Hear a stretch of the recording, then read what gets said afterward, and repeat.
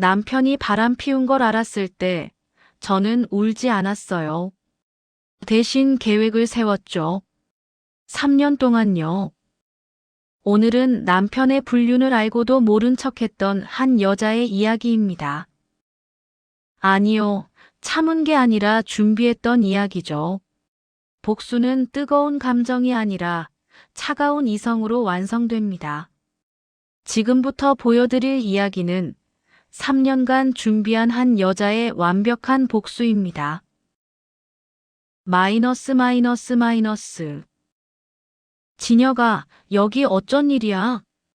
병원 주차장에서 남편을 마주쳤을 때 저는 이미 알고 있었어요.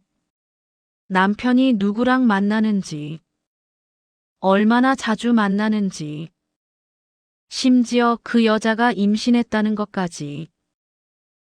하지만 저는 놀란 척했어요. 몰랐던 척했어요.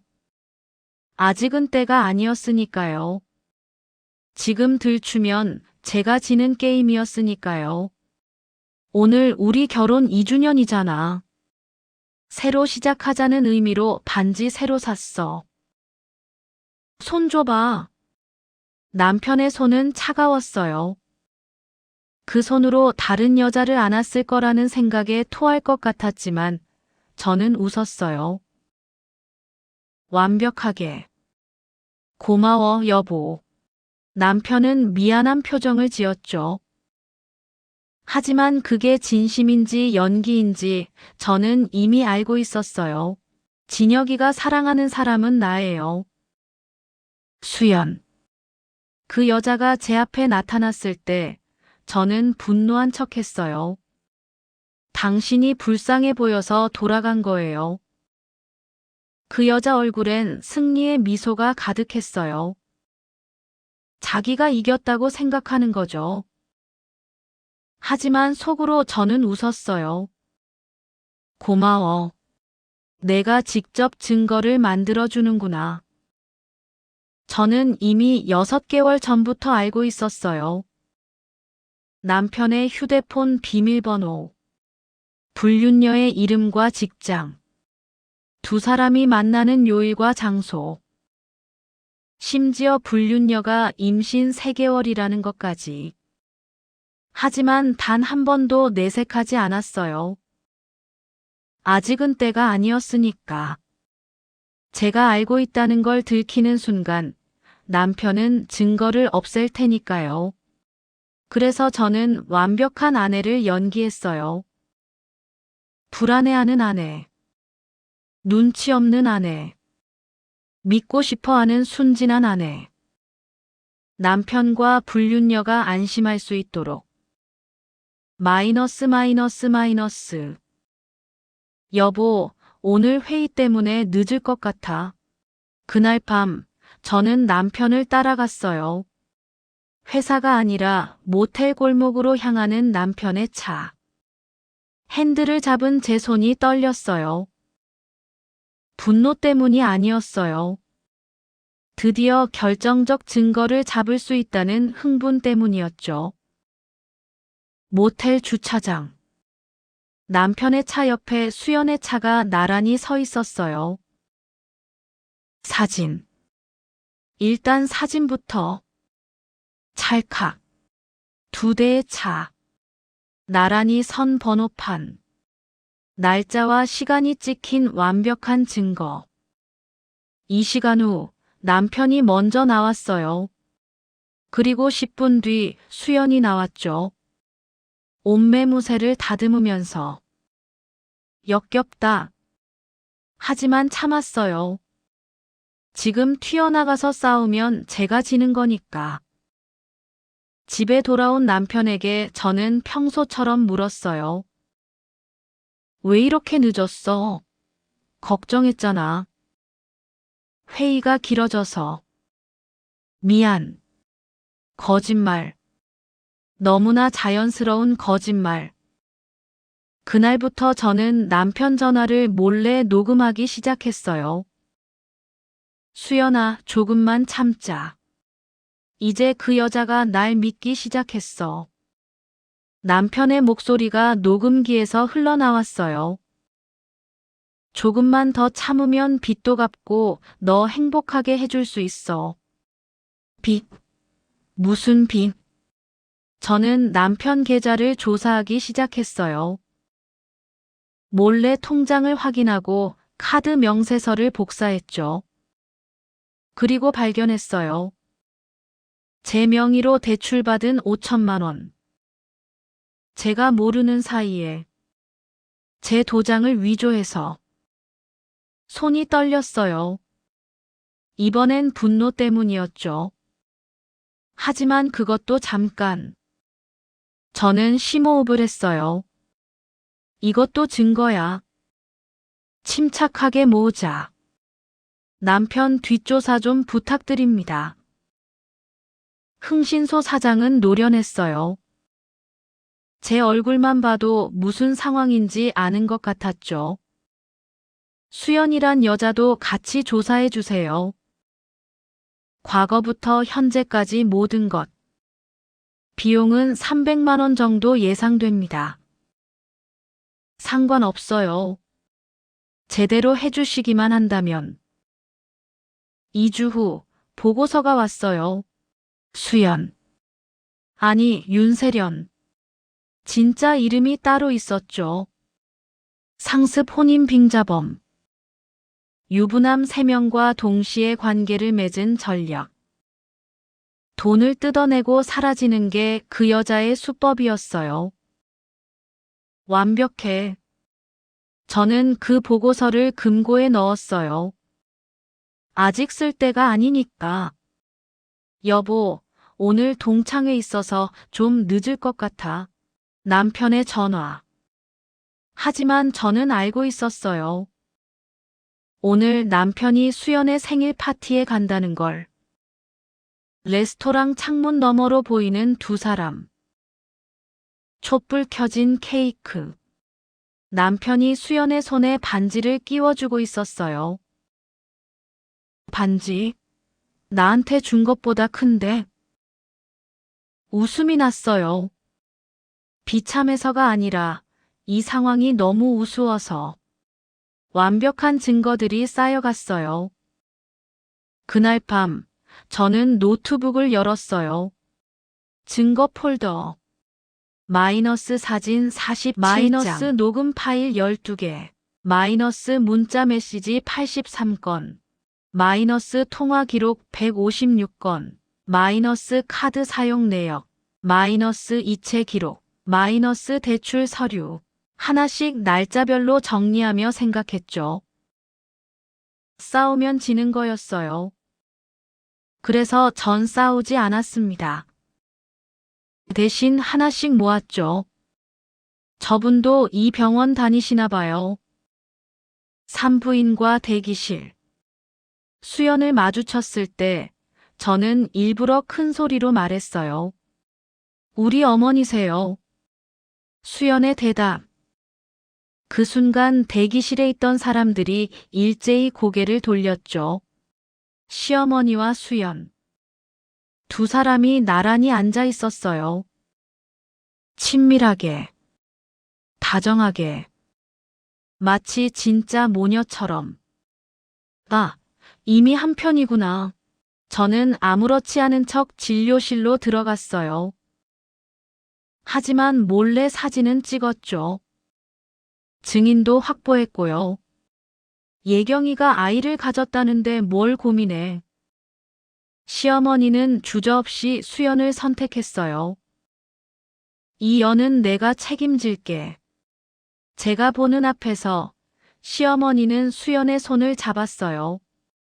너 몸이나 잘해. 엄마가 튼튼해야 뱃속 아기도 튼튼하게 자라지. 제 심장이 얼어붙는 느낌이었어요. 아니, 얼어붙은 게 아니라 단단해진 거였죠. 그날 알았어요. 이 집에서 제 편은 아무도 없다는 걸. 예경아, 우리 오늘 외식이나 할까? 시어머니가 갑자기 다정하게 굴기 시작했어요. 식당에서 시어머니는 말했어요. 엄마가 미안하다. 그동안 내 마음도 헤아리지 못하고 연기하네. 진혁이가 요즘 사업이 어려워서 그래. 내가 좀 도와줬으면 하는데. 결국 돈 얘기구나.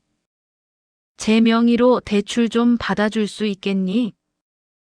시어머니의 본심이 드러났어요. 어머니, 제가 이미 대출이 많아서요. 남편 명의로 받은 게 5천만 원이나 되는데. 뭐, 그걸 내가 어떻게 알아? 시어머니의 표정이 굳었어요. 혹시 어머니도 아셨어요? 침묵. 그 침묵이 답이었죠. 집에 돌아와 저는 더 깊이 조사했어요. 그리고 발견했죠. 매달 200만 원씩 나가는 이체 내역. 받는 사람은 수연. 전세 보증금 2억. 명의는 남편이지만 실제 거주자는 수연. 차량 구입비 3천만 원. 수연 명의의 수입차. 병원비, 산후조리원 예약금. 이 자식이 내 돈으로 첩을 차려줬어. 더 충격적인 건 시어머니가 부동산 계약에 동행했다는 거였어요. 우연히 들은 시어머니의 통화. 남편과 시어머니는 처음부터 공범이었던 거죠. 예경아, 이혼은 안 돼. 시어머니가 제 앞을 막아섰어요. 어머니도 아시잖아요. 시어머니의 얼굴이 새하얗게 변했어요. 넌 어떻게? 3년 전부터 알고 있었어요. 이 이혼은 안 돼. 내가 허락 못 해. 어머니 허락이 필요한가요? 제 목소리는 차가웠어요. 시어머니가 손을 들었어요. 저를 때리려고. 하지만 저는 핸드폰을 꺼내 들었죠. 어머니, 지금 녹화되고 있어요. 시어머니의 손이 공중에서 멈췄어요. 가정폭력도 이혼 사유가 될 수 있대요. 변호사님이 그러시던데. 너 이미 변호사를 만났어. 3년 전부터요. 매달 한 번씩 상담받고 있어요. 그 순간 시어머니는 깨달았을 거예요. 자기들이 날 속이고 있는 동안 제가 더 치밀하게 준비하고 있었다는 걸. 이혼하고 싶으신 거예요? 아니요. 복수하고 싶어요. 변호사는 놀란 표정으로 저를 봤죠. 복수요? 남편이 가진 모든 걸 빼앗고 싶어요. 합법적으로. 그날이 시작이었어요. 결혼 6개월 만에 저는 변호사를 찾아갔어요. 남편의 불륜을 처음 눈치챈 그날. 그날부터 제 진짜 공부가 시작됐어요. 민법 제840조 마이너스 이혼 사유. 민법 제843조 마이너스 위자료 청구. 민법 제839조 2 마이너스 재산 분할. 매달 상담받으며 전략을 세웠어요. 어떤 증거가 필요한지, 어떻게 모아야 하는지, 언제 사용해야 하는지. 복수는 감정이 아니라 전략이라는 걸 그때 처음 배웠어요. 남편 몰래 통장을 만드세요. 변호사의 조언이었죠. 그리고 부부 공동 재산이라고 주장할 수 있는 돈은 최대한 빼내서 그 통장에 넣으세요. 저는 매달 생활비에서 50만 원씩 빼돌렸어요. 남편 몰래. 3년이면 1,800만 원. 적은 돈이 아니었죠. 그리고 남편 명의 재산 목록을 만드세요. 숨긴 재산이 있을 수 있으니까. 저는 집안 곳곳을 뒤졌어요. 서류, 통장, 카드. 그리고 발견했죠. 시어머니 명의로 되어 있는 건물. 하지만 실소유주는 남편이었어요. 이것도 재산분할 대상이에요. 변호사가 웃으며 말했죠. 변호사가 준 리스트. 불륜 현장 사진 최소 3회 이상. 통화 녹음 상대방이 불륜 인정하는 내용. 문자 메시지 애정 표현, 만남 약속. 금전 거래 내역 첩 생활비 지원 증거. 목격자 확보 제3자 진술. 상대방 신상 정보 주소, 직장, 과거 이력. 저는 하나씩 체크해 나갔어요. 사진 47장 마이너스. 녹음 파일 12개 마이너스. 문자 메시지 83건 마이너스. 이체 내역 마이너스. 수연 신상 정보 전과 기록 포함 마이너스. 완벽해요. 변호사가 감탄했죠. 이 정도면 위자료를 최대한 받을 수 있어요. 건물, 땅, 이 집, 전부 당신 이름으로 돼 있잖아. 어느 날 남편이 서류를 내밀었어요. 만약 진짜 이혼하게 되면 이게 다 당신 거가 되는데 내가 이걸 당신한테 줄 리가 있어. 남편은 자신만만했어요. 하지만 저는 즉시 변호사에게 문자를 보냈어요. 명의 이전 서류 받았어요. 어떻게 할까요? 다음 날 변호사는 서류를 꼼꼼히 검토했어요. 이거 가짜 이혼 서류라고 속이려는 건데 실제로는 진짜 명의 이전이네요. 네. 남편이 실수한 거예요. 이 서류에 도장 찍으면 진짜로 부인 명의가 돼요. 그럼 도장 찍으세요. 그리고 조용히 법원에 제출하세요. 변호사가 미소 지었죠. 그 순간 남편은 모든 재산을 잃게 되니까요. 윤세련 씨, 상습 혼인빙자 간통으로 수배 중인 여자였죠. 대학 선배가 찾아낸 진실. 이 여자를 이용할 수 있어. 돈이면 될 것 같은데. 저는 수연을 만났어요. 남편이 당신한테 얼마 준다고 했어요? 왜 물어보세요? 제가 2배 줄게요. 대신 제가 시키는 대로만 하세요. 세련의 눈빛이 변했어요. 뭘 하면 되는데요? 남편이 이혼 서류라며 주는 서류에 도장 찍으세요. 그게 진짜 이혼 서류니까. 그게 다예요? 그리고 남편이 저한테 한 말, 시어머니가 한 행동, 모두 녹음하거나 녹화해서 저한테 주세요. 돈은 일이 끝나면 5천만 원 드릴게요. 세련은 고민하지 않았어요. 좋아요. 하죠. 모든 증거를 다시 한번 정리했어요. 내일 실행하겠습니다. 변호사에게 전화했어요. 준비 완료해요. 남편은 아무것도 모르고 있죠? 네.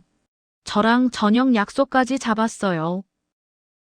완벽하네요. 내일 봐요. 전화를 끊고 저는 거울을 봤어요. 3년 동안 울지 않은 얼굴. 무너지지 않은 얼굴. 이제 끝이야. 그리고 이제 모든 준비는 끝났습니다. 남편은 내일 시어머니와 함께 일본 여행을 떠납니다. 즐거운 여행이 될 거예요. 마지막 여행이 될 테니까요. 그 사람들은 아직 모르고 있었어요. 제가 이미 게임의 끝까지 와 있다는 걸. 3년 동안 모은 증거들. 법원에 제출한 이혼 서류들. 명의 이전이 완료된 재산들. 모든 것이 이미 끝나 있었습니다. 그들이 일본에서 돌아왔을 때 세상은 이미 바뀌어 있을 겁니다. 집 비밀번호는 바뀌어 있을 거고 재산은 사라져 있을 거고, 이혼은 이미 완료되어 있을 겁니다. 제 이야기가 너무 길었네요.